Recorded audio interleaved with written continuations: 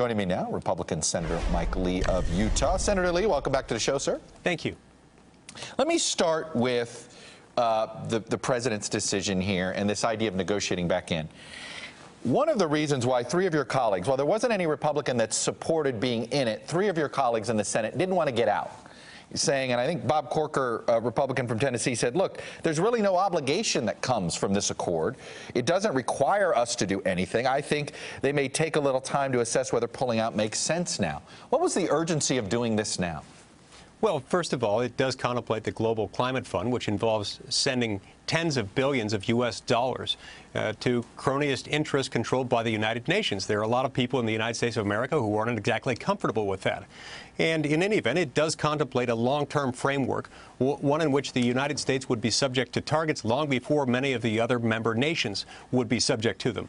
The President of the United States did the right thing by pulling us out of this agreement today. And I want to be clear about something that you said a minute ago. You referred to this as an accomplishment by President Obama. It's significant to remember that President Obama never submitted this to the Senate for treaty ratification. He didn't do that because he knew there was no chance of getting the necessary two-thirds supermajority in order to get it ratified.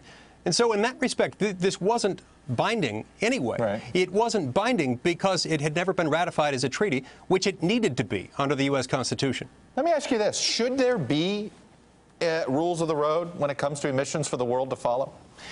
Look, the United States is the world leader in cleaning up the environment. We are the world leader in terms of the rule of law. We're not perfect, but we've done a lot to clean up our air, our environment, and we shouldn't have other nations lecturing us on how to clean up our environment when we've done a really good job of it.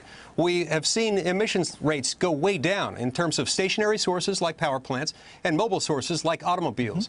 And they've come down in spite of the fact that there hasn't been something like this Paris Agreement in place as a treaty. It's come down as a result of innovation that results from the free market economy. No, I understand that, but you didn't answer the basic question. Do you think there should be international rules of the road for when it comes to the environment, that a minimum here? Do you think that should be in place since, you know, we all share the planet? Sure. Look, there are international rules when it comes to environmental issues. There are international rules that take the form of treaties that have been adopted in decades past. The question is not whether there should be those things, but what they should be, and whether this presented a good opportunity for the American people. The President of the United States concluded today that it didn't, and that it needs to be Pittsburgh before Paris. I support him in that decision. I think it was the right thing. Why do you think so many members of corporate America have been so publicly supportive of this? I'll highlight Walmart, for instance, who is a huge employer in Utah. Look, it's become politically fashionable to make statements like that. I completely understand that. But the fact is that we have a federal government that currently imposes $2 trillion in regulatory compliance costs on the American economy every single year. Now, contrary to popular belief, this is not borne by the corporate fat cats who run Walmart or who run General Motors or Chevron. This is borne disproportionately, overwhelmingly, by America's poor and middle class, who pay for these regulatory compliance costs in terms of higher prices on goods and services, diminished wages, unemployment, and underemployment. So look, that's fine. These corporations and their corporate leaders have every right to come out and speak on a matter of public concern, to support this approach to governing. But they are not the American people. The American people elected Donald Trump to be their president, and he made a decision today, a decision I believe was right for them. When should the concern, you know, look, a lot of scientists have said we're at something like 95% agreement around the world when it comes to this issue, that the idea that man can help pull back this warming of the planet. When should that be taken into account? When should that balance, when should the United States be worried about this as a global partner? First of all, Chuck, whenever you have people coming up with a framework, a regulatory framework, whether a domestic one or an international one, that can promise only a chance of a few hundredths of a percent of a reduction in global temperature as a result of a very aggressive regulatory intrusion on our economy, one that could have devastating effects for America's poor and middle class. I think we've got to take a close look at it and not be too eager to jump headlong into it and say, yes, let's go. If the best they can promise is that this might reduce global temperatures a tiny bit, and they're still not sure, I have grave concerns with doing that, given the certainties that we do have. The Look, certainties that people will lose jobs, economic opportunities will be lost. And innovation, the kind of innovation that has reduced emissions in the United States, will also be lost.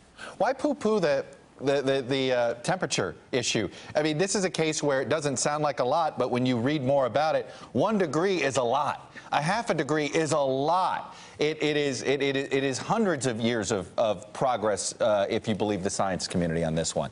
So it's not as if a percentage of a degree is not an accomplishment. It would be considered a big accomplishment, not a small one. Chuck, you continue to speak as if the science community were a monolith, one that speaks with entirely one voice. Now, I know that many people on the left are very enthusiastic about doing that, very enthusiastic about claiming the banner of saying all scientists agree, and anyone who doesn't agree with us on this is an idiot. Well, that isn't true, and it isn't fair. We've seen a lot of manipulation, political manipulation, that has occurred. The fact is there is some disagreement. As long as there is manipulation. I mean, the jobs argument against environmental regulation has been used for years, and it isn't always true. I mean, coal is not going away because of climate issues. Coal's going away because there's another private sector industry that has gone like gangbusters. It's called natural gas. Fair point. That if that's the case, Chuck, why do we need another regulatory framework? Why do we need an international agreement? Why do we need to enter into an agreement that's very favorable to other nations and their political ambitions and their political worldview? That has some potential to further erode American job opportunities, especially when we have been the global leader in innovation. We have laws on the books already environmentally that are a standard for the developed world, and we have a system that believes in the rule of law. We actually enforce our laws, unlike many of the countries who are parties to this agreement. Are you confident that we'll probably you think we will hit the goals that we've agreed to in the Paris Agreement? Do you think we'll end up hitting the goals individually as a country anyway? I think it's entirely possible that we will, entirely outside of this agreement. That's why I struggle a little bit with this doomsday series of predictions that we've had from people saying that, you know, we're going to have the stars falling from the skies, dogs and cats living together in the streets, Book of Revelation kind of stuff. This is nonsense. This is absolute nonsense. The president did the right thing. He did the right thing by the American people. Are you concerned at all that China may be seen as sort of the global leader when it comes to bringing countries together, more so than the United States? Does that bother you? That's absolutely laughable. I mean, that is completely laughable. And I assume you asked the question in jest. The fact that China would become the global leader on environmental regulation, on air quality, is absolutely ridiculous. That's not going to happen. It's certainly not going to happen as a result of this, but it's not happening anyway.